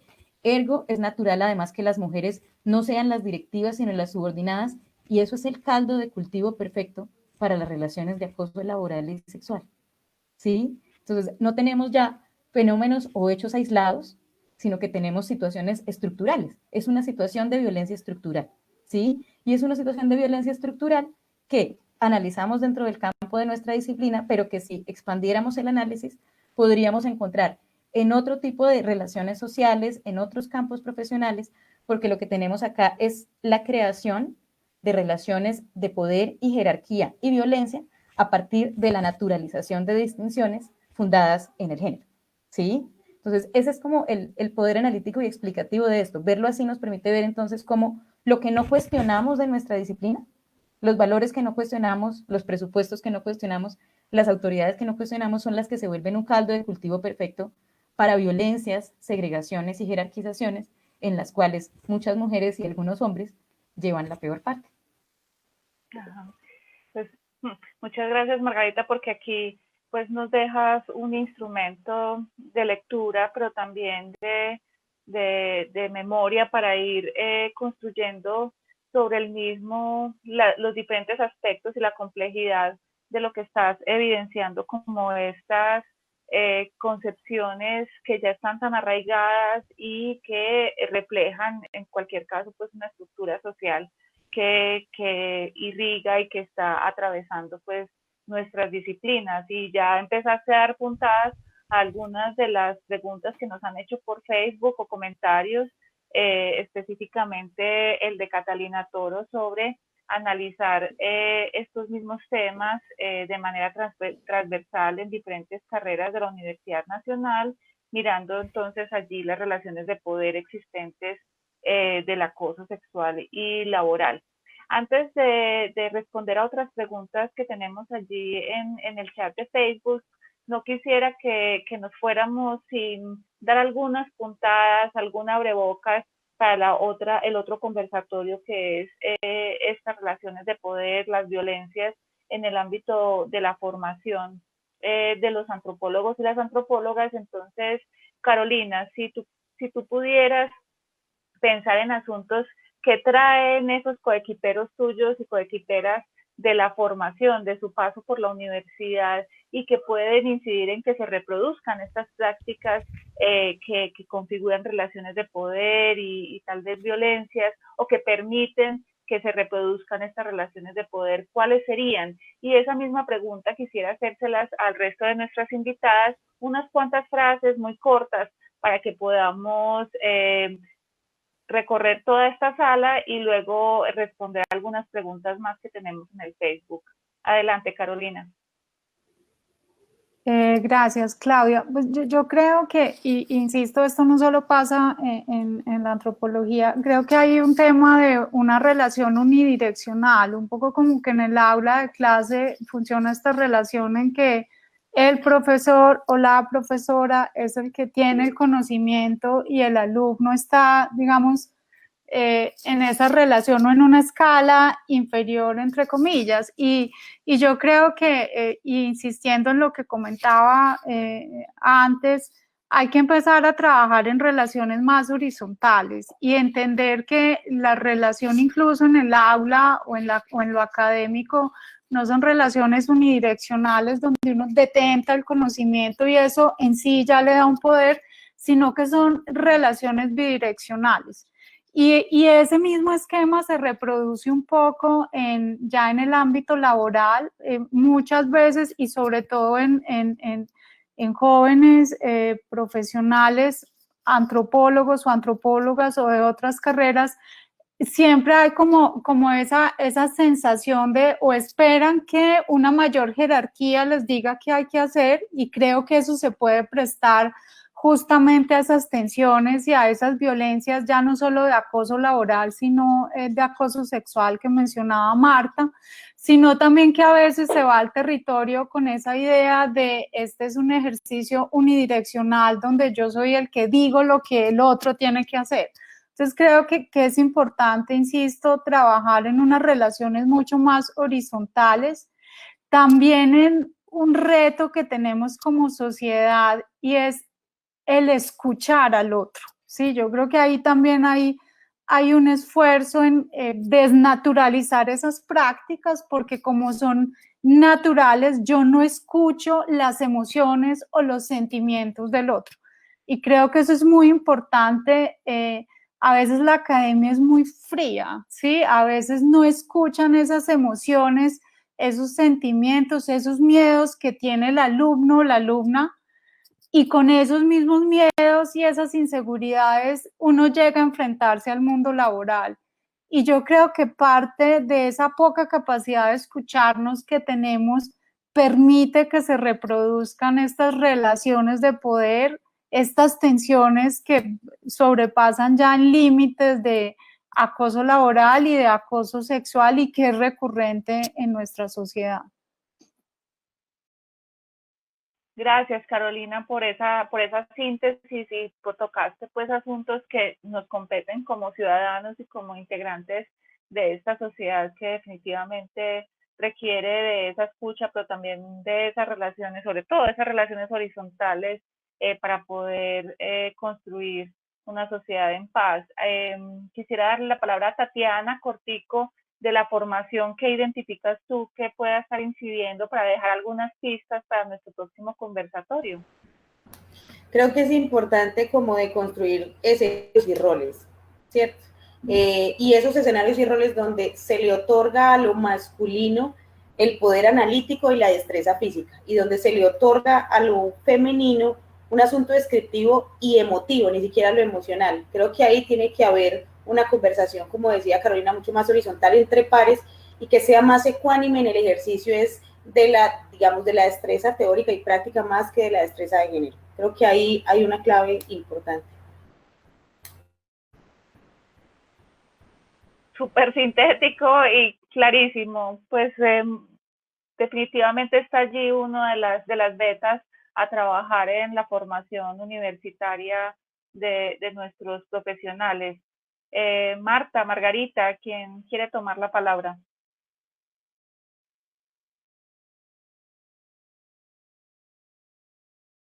Propongo que Margarita. Margarita, adelante. Ya, aquí estoy. A propósito de la formación, Claudia. Sí, a propósito de la formación, puntos muy cortos, muy sintéticos que tú identificas que nos puedan servir de reflexión en la formación de profesionales en antropología, que puedan estar reproduciendo o que incidan en que se reproduzcan estas prácticas de violencias y de relaciones de poder, o que pudieran ayudar a transformar definitivamente estas relaciones. Pues, Claudia, yo creo que a propósito, digamos, de digamos, todo el debate reciente que hemos vivido por cuenta de las denuncias, creo que las prácticas de acoso sexual dentro de las aulas son un punto fundamental para desnaturalizar esas relaciones de violencia, ¿sí? Porque es que son cosas hechas, sucedidas, sabidas y no habladas y naturalizadas durante décadas, ¿sí? ¿Y eso qué hace? Hace que dentro de las aulas de clase de antropología se hayan naturalizado esas formas de violencia, y eso haya estructurado relaciones entre pares que luego son relaciones entre pares profesionales, ¿sí? Y no es mi par quien vive una relación o una situación de acoso sexual frente a mí, porque, o sea, esa relación de paridad se transformó desde el aula de clase, ¿sí? Y esas prácticas de acoso incidieron profundamente en la manera en la que las personas experimentaron sus trayectorias estudiantiles y luego experimentaron sus recorridos laborales. Entonces yo creo que ese es uno de los kits de la cuestión para reflexionar sobre la formación, ¿sí? Porque esa forma de violencia nos hace inmunes, por ejemplo, como decía Carolina, a los sentimientos de los otros, ¿sí? O sea, nos ciegan de los sentimientos de los otros. Ver la violencia, naturalizarla, no hacer nada al respecto, verla sucediendo ante nuestros ojos. Cuando somos estudiantes y estamos estudiando para darle voz a los que no tienen voz, ¿sí? O para tratar de transformar las relaciones jerárquicas, pero ver eso sucediendo frente a nuestros ojos y no hacer nada al respecto, creo que es algo que, digamos, contradice de manera muy fuerte lo que podría ser una intención de construir relaciones sociales paritarias, equitativas, diferentes y una sociedad en paz. Definitivamente, y esa es pues una de las grandes preocupaciones, que desde los ámbitos formativos estemos dando esos mensajes contradictorios y sobre todo muy, muy adversos a un comportamiento ético y a un reconocimiento de la diversidad y a una búsqueda de sociedades más equitativas, sociedades equitativas y sociedades justas. Marta, pues tú y yo estamos en el ámbito formativo, en el ámbito académico. ¿Quieres señalar desde la experiencia que ves tú en la formación que debamos, a lo que le debamos prestar atención y así dejar esas pistas para el próximo conversatorio? Gracias.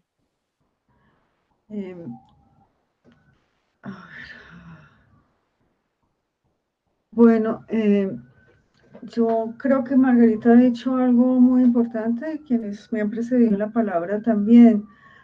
Yo quería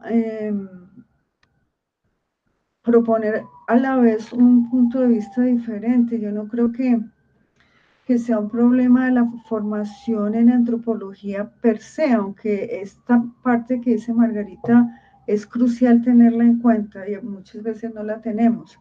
Pero yo creo que es un problema más amplio. No es un problema de la formación en antropología, es un problema de la formación, es un problema de la sociedad en la cual vivimos. Entonces, de la misma estructura jerárquica de la universidad, que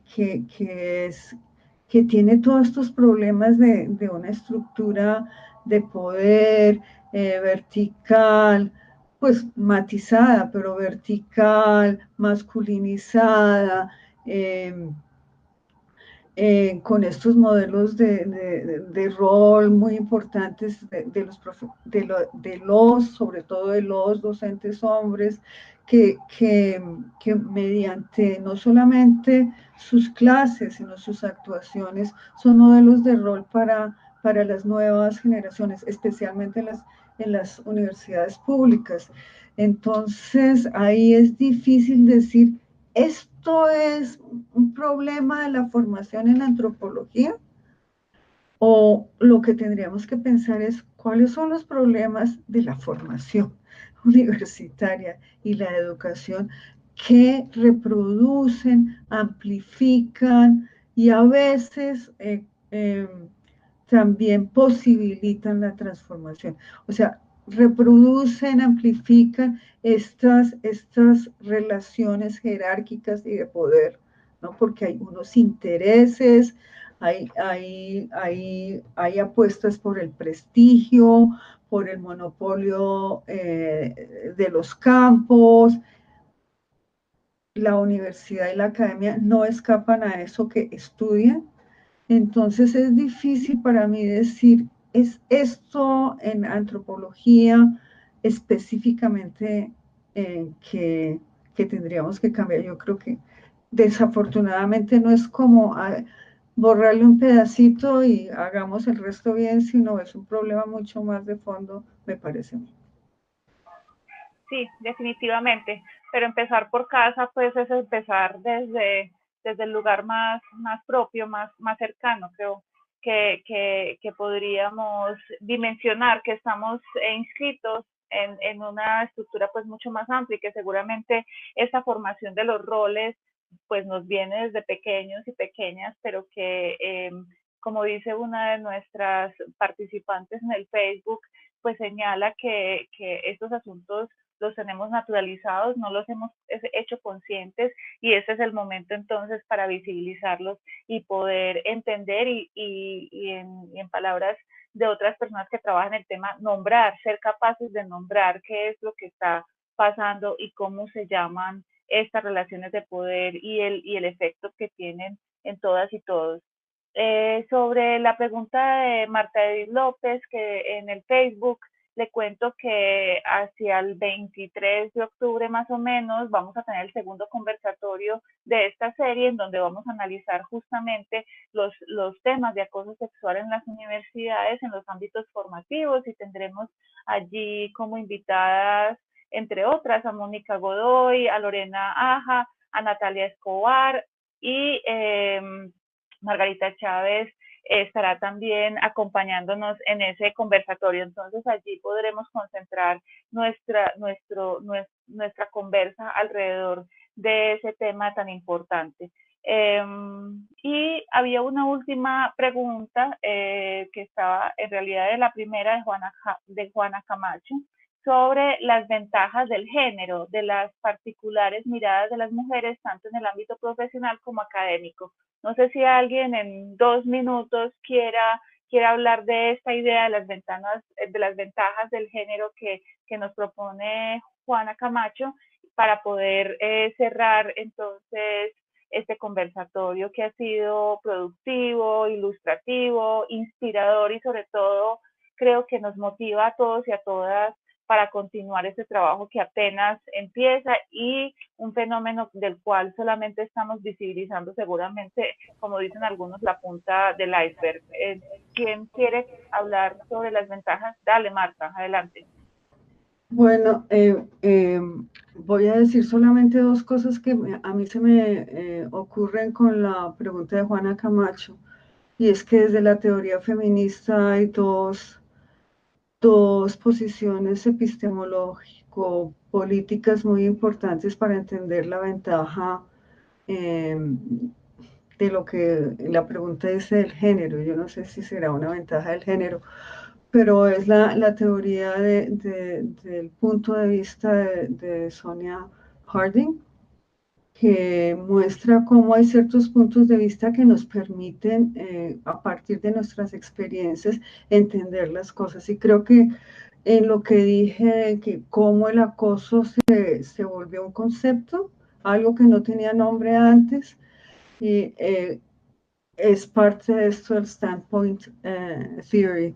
Y la otra que a mí me parece muy interesante es la propuesta de Patricia Hill Collins acerca de el insider within. Yo creo que somos, ¿cómo se traducirá? Estamos al mismo tiempo adentro de estos problemas, pero somos como extrañas en todas estas, en estas relaciones de poder. Entonces, esto da una posibilidad, no sé si una ventaja, pero da una posibilidad metodológica muy importante. Por ejemplo, como profesora, yo soy parte de una institución, pero al mismo tiempo soy parte de esa institución y soy externa. Soy externa porque tengo la capacidad, y por mi posición en las relaciones de poder, estoy también fuera de ciertas prácticas, y eso me da como una ventaja de conocer desde adentro y desde afuera. No sé, pero eso se me ocurre como respuesta. Sí, creo que inicias también una conversación, y es parte pues del debate, como tú misma lo señalas.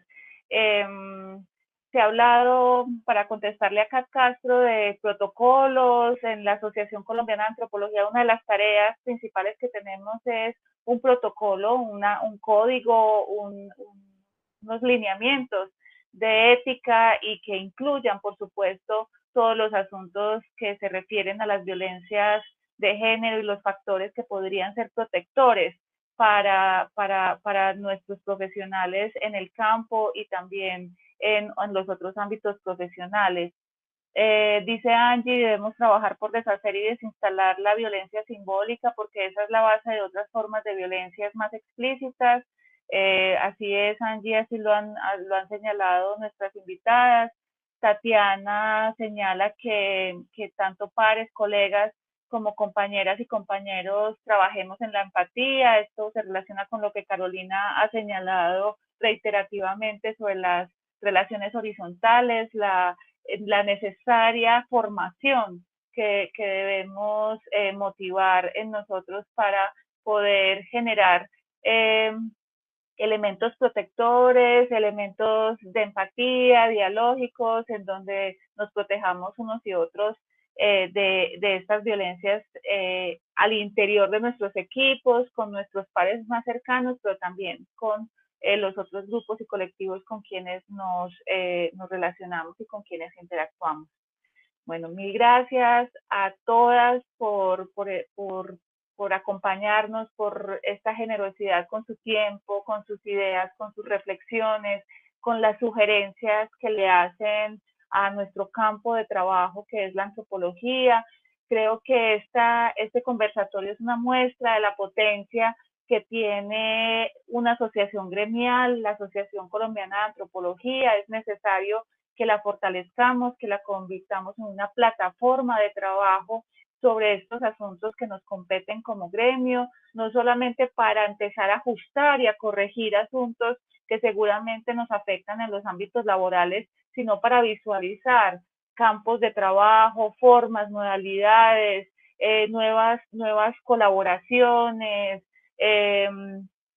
sí, todo lo que concierne a esta potente disciplina tan integral, tan holística, tan sensible y pues que se ha comprometido con la comprensión de las poblaciones humanas en sus ámbitos sociales y culturales. Entonces, pues les agradezco de nuevo su generosidad, sus ideas, mil gracias, y a todos y a todas quienes nos siguieron en el Facebook, también nuestro agradecimiento y nuestra invitación para que mañana entonces estén en la asamblea de la Asociación Colombiana de Antropología. Acuérdense, si no están afiliados, afiliarse. Quienes nos afiliamos y pagamos nuestra membresía el año pasado estamos activos y activas, así que súper bien. Hay unos descuentos para estudiantes, para profesionales. Es una asociación que está abierta para todos y todas, y para quienes no son antropólogos y antropólogas, Carolina, que hacen ejercicio antropológico, también hay la posibilidad de integrarse a nuestra asociación. Así que bienvenidas a esta asociación y muchas gracias por su participación en este conversatorio. Espero que nos veamos muy pronto.